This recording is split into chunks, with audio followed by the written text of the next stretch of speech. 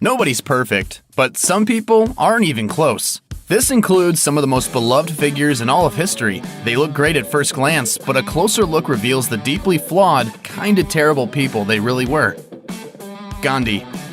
Mahatma Gandhi, probably one of the 10 most peaceful men of all time, had a much bigger problem than the British ruling India. According to Gandhi biographer Jad Adams, Gandhi was actually a sex addict. He even left his dying father's side just to have sex with his wife. He was 15 at the time, she was 16, and the grief of abandoning his father caused him to abandon lustful love forever, kind of. It is time you left. At age 38, he took an official vow of chastity, but regularly tested it in unusual, creeptastic ways. His preferred method was to sleep alongside women while naked. That might sound to you very unchaste, and you'd be right. He was a middle-aged man sleeping in the buff with girls half his age. Sometimes more than one girl at a time, even. You dog! Of course, this behavior wasn't acceptable for anyone else. In his mind, every Indian should practice strict chastity, to the point of never marrying. If they must marry, they should never have sex with their spouses. His married followers, meanwhile, were segregated on his compounds, told to never have sex, and should take cold baths if they ever feel their mojo rising. That's the real Gandhi. Great for Indian independence, bad for keeping the young women in your life company. Mother Teresa. It's borderline blasphemous to criticize Mother Teresa, who became Saint Teresa in 2016. No one did more to help the poor and the sick, right? Well, not quite. According to reports, Mother Teresa's true motives were actually kind of selfish, with less focus on helping people and more on boosting the numbers of her own religion. Right from the very beginning, I wanted to serve the poor purely for the love of God. Mother Teresa's missions rarely actually helped poor, sick people become healthy. In fact, most of these places were dirty, short on doctors, low on food, and largely bereft of painkillers. Nevertheless, Teresa found the suffering beautiful, like it was making the world a better, holier place. We know this because she said it herself. There is something beautiful in seeing the poor accept their lot. To suffer it like Christ's passion, the world gains much from their suffering. Naturally, this didn't apply to Teresa herself, who received ample medical treatment when she needed it. Nothing further, Your Honor. Winston Churchill.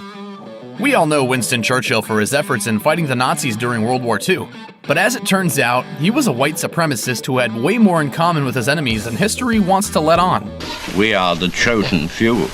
According to Richard Toye's book, Churchill's Empire, young Churchill took part in what he called a lot of jolly little wars against barbarous peoples in Africa. He believed Africans were violent against the British not because the Brits were invading their land, but because they had a, quote, strong aboriginal propensity to kill. Later, when he joined Parliament, Churchill advocated more war against minorities, claiming that the Aryan stock is bound to triumph. Of the Kurds who tried to gain independence from Britain, he said, "I am strongly in favor of using poisoned gas against uncivilized tribes. It would spread a lively terror." Jolly little wars, a lively terror? Who knew Churchill spoke exactly like a 1980s cartoon villain? Oh no, Thundercat! I am not so easily disposed of! Churchill also wasn't a fan of Gandhi's effort to rid India of British rule, admitting, "I hate Indians. They are a beastly people with a beastly religion." He didn't mellow out as he got older either. In 1943, in between rousing speeches about never surrendering, he refused to help India survive a severe famine that ultimately killed around 3 million people. Churchill blamed the Indians, saying it was all their fault for breeding like rabbits. No wonder President Obama didn't want that man's bust in the White House. All of you will be damned. There is no place in heaven for you. Steve Jobs. If you own anything Apple aside from an actual apple, you owe a debt of gratitude to Steve Jobs. That said, he probably shouldn't be put on the lofty pedestal he so often is. He was ruthless. According to the documentary Steve Jobs, The Man in the Machine, Jobs was basically a jerk through and through. He fathered a daughter but denied she was his, so she didn't see him for years. Well, after the paternity test, he then pays for her schooling and upbringing. He also contracted Apple with Chinese factories whose conditions were so bad they drove the workers to exhaustion. Several wound up committing suicide over the breakneck pace they were expected to churn out iPads and iPhones, among other devices. And they run to the press, and they tell the press the story about oppression, and it gets written up, and they get their 15 minutes of fame. Speaking of the iPhone, a prototype model once went missing, and a journalist returned it to Jobs. Rather than be grateful, Jobs instead had the journalist's home raided, and his files and computers were all confiscated in the process. you can please some of the people some of the time. No word on whether any backup turtlenecks were lifted during the raid. Walt Disney. He created Mickey Mouse. How bad could Walt Disney really be?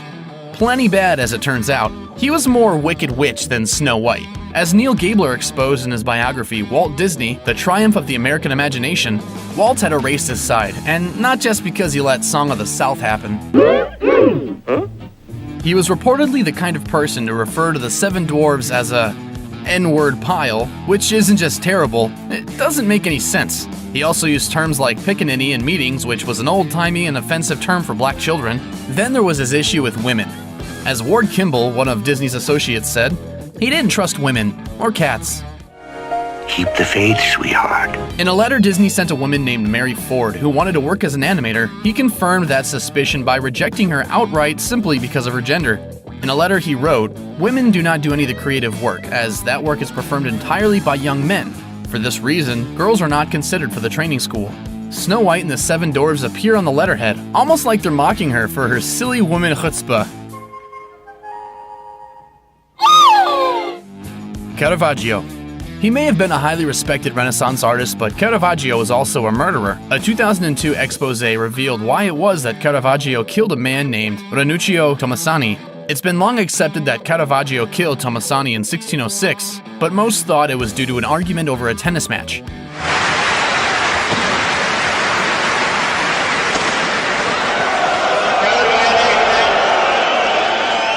According to new evidence, however, the issue wasn't Caravaggio being a bad sport. It was a woman, specifically a prostitute. Apparently, Caravaggio had a woman named Fileti Melandroni over for a painting session and fell for her. Problem was, Tomasoni was her pimp, and Caravaggio took umbrage to this. He felt inclined to fight for her honor, which meant castrating Tomasani. Oh, that was way harsh, Ty. The problem, as it turned out, was that Caravaggio's steady painting hand wasn't very good at castration, and he severed his opponent's femoral artery instead, causing him to bleed out and die. So, there you have it, Caravaggio killed a pimp by slashing an artery when he meant to slash his baby maker. And that's why they never named a Ninja Turtle after him. Hello, cruel world. Aristotle. The great Greek philosopher Aristotle was a wise man for sure, but when it came to women, he was like a lot of other ancient philosophers. A total misogynist who pretty much had zero idea what they were talking about. Philosophize with them. All we are is dust in the wind, dude. According to Charlotte Witt's essay, Feminist History of Philosophy, Aristotle held views of women that went beyond typical sexism. In his mind, women were hardly even human beings. At best, they were deformed men. For some reason, he decided that women have fewer teeth than men, rendering them incomplete, which obviously isn't true. And even though they give birth, they contribute only matter and not form to the generation of offspring. In other words, they birth a kid, but only men can shape them into actual human beings. Of course, that can only happen if the child is a man because, and these are his direct words, a woman is perhaps an inferior being. It seems like there was no perhaps about it in his mind, however, because he was just a jerk like that. Shut it down! Thanks for watching. Click the grunge icon to subscribe to our YouTube channel. Plus, check out all this cool stuff we know you'll love too.